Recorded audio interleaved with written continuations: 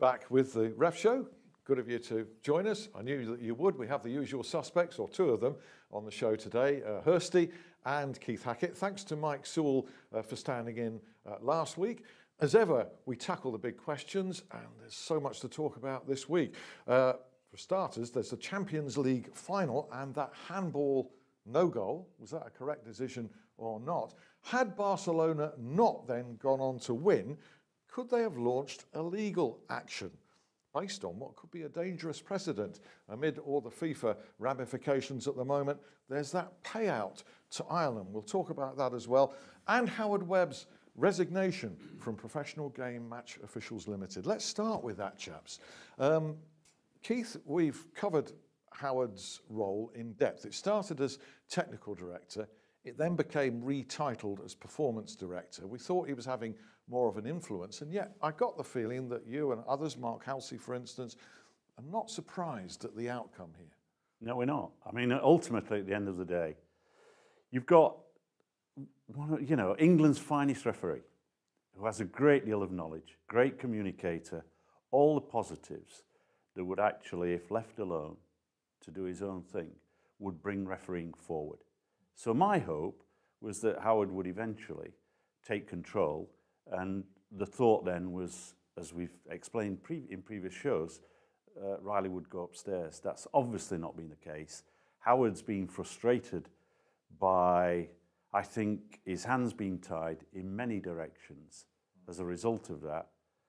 Sad that it is for English refereeing. Make no mistake, I think it's a blow to English refereeing, his loss, because you want the guy who's the if you like, the flag bearer for refereeing in this country, well respected around the world, and you want him having his input into referees right through the system, and Howard is brilliant at that. A blow to the credibility then of PGMOL as well, do you think? No doubt. I mean, this is what's happening in football, isn't it? Everything, you know, the governing bodies are becoming a farce. Like he says, you know, Webby was, and has been for a long time, the best referee we've had in the game. He should be in there commanding the job, not a job, the job, to go on, and as Keith says, to take refereeing forward. And like you say, I think he would be the man for the job. If he's got his hands tied, like in any job, it's going to get uncomfortable and people walk away. Well, these are the clear signals that we're getting, that he's gone because of frustration or felt suffocated. I mean, the announcement itself, it came Friday night. I mean, it couldn't have been buried any deeper with an excavator, it seemed to me, and with Howard down under as well in New Zealand at the time, Keith. And the statement appeared to almost as if it was like a gold watch presentation, as if he'd left after 20 years. It was like both parties thanking each other, and yet this guy's gone after 10 months. Well, obviously, we know that when you leave these positions, the PR people get around the animal and start writing fictitious words that are meaningless. I mean, I think the sadness here is that we at You Are the Ref have been critical of refereeing correctly in the 2/3 of the season, and as soon as Howard's got a hand in being able to control things, and perhaps the appointment process away from Barrett and Riley, then we've seen improvements because the referees have been selected for the role. We saw Clattenburg use more. So they've, I think, ended the season on a much better note than through it. And I think that was Howard's influence.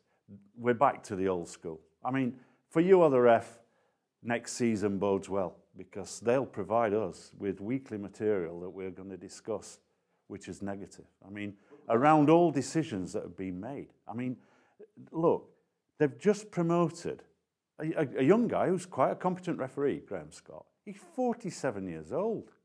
So he's, you know, they retire referees at FIFA, 45, so he can't become an international referee, right? And they're telling me that they can't find any other referee that's of an age that can go on to FIFA. We are allowed 10 international referees. I think we've got 6 or 7. So it's in a sorry mess. Refereeing in this country is in a sorry mess, and now the treacle that they've created, of which we saw Howard, extracting himself from that and having a bit of a say and a bit of an influence has gone. So now we're back to where they were last season. We're back to, well, Mike Riley. Does that mean he's going to have to step forward again and become a little bit more visible? Or Kieran Barrett as well, I mean, Kieran Barrett's 69 years old. I mean, look, we've seen him. He worked for me. I know his capabilities. He's not the select group manager that needs to be there. He needs to be a figurehead that these referees can actually look up to. That's the influence of a good manager that exists with a football club. If he's got a personality and he's got a reputation, fine. Who's got the reputation in the Premier League? Well, do you see them appointing a manager? There appeared to be no haste in doing so in the statement. But I should add that here at You Are the Ref, we have looked very hard for positives this season, and we found positives largely after Howard, and let's hope we have more positives to talk about next season than you're fearing, Keith, at this moment. Well, I don't think there's anybody that's there strong enough to influence a change, or actually to say to Mike Riley, you're wearing the wrong clothes here, mate. You're doing the wrong things for the game. It's you know, you've mentioned the word cronyism, and I support that view. I think that's where we're getting. We saw that with the FA Cup final. We saw how, in a way, they were very unfair with Clattenburg. And hey, it's an old story that goes on and on and on. But you've got to be fair to the people that's there. And I just saw some of the guys, like Andre Mariner last year. He's a capable referee, Andre. But honestly, his personality looked as though it was being suppressed. And isn't this is a bind, me having to go and referee a football match. Well, I know how much this means to you personally, because you're proud of your legacy there, and you don't enjoy criticising and being negative, and you're looking for positives. Yeah. Howard Webb, just briefly, the future for him, it seemed less than clear what he's actually going to be doing now. Well, he's obviously, I think, signed up with an agency, as I understand it. Let's hope that Howard's focus is not just attending business lunches or business dinners. My view is that I think that there are a number of associations around the world who will be happy to grab his, if you like, expertise and use it. You know, I mean, I myself operate advising 3 countries in terms of their referee development, referee structuring, and I think that's a role that Howard would do extremely successfully. Remember his age. So if he actually wanted to pick up the whistle again, would he? Well, if he wanted to, then there's this, if you like, number of games that are played around the world, high-profile games with ex-players and the like, that would also command fees. And then you know that Howard has at least one book in him.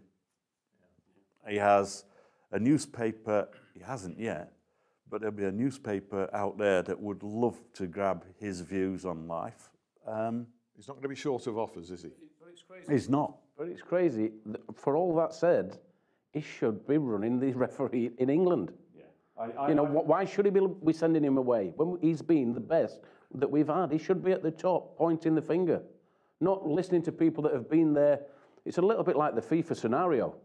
You know, we've got head figures running the show under the table. It strikes me that Howard has been comfortable in work that he's done for FIFA, and that he will continue to have an input there, UEFA and FIFA. Well, I think he'll probably run the role. Well, he may lose his position as a UEFA observer now, because that has to be ratified by the FA. He is currently in that role, and with FIFA as well. FIFA would use him more, I'm sure, as they use Steve Bennett, so they've got that opportunity. But what we've actually seen is, and I can't understand, because the Premier League are the foremost competition in the world, and they require the very best referees. UEFA and the Champions League is a top-class competition, right? What did UEFA do? They got Kalina. What has Kalina done? He's made a positive contribution to the standard of refereeing across the 54 nations in Europe. We have now a style that is less, if you like, reactive, It is now more proactive with better man management, with less, if you like, conflict out on the field of play. That's what Howard would do. Interesting point, Keith. David, thanks very much indeed. In the second half of this week's Ref Show, we are going to be talking about the Champions League final, the performance of the Turkish referee Hackett. I think by common consent he had a pretty good game, but there was that no goal handled in, or it hit the hand of Neymar. Should that have stood? We talk about that.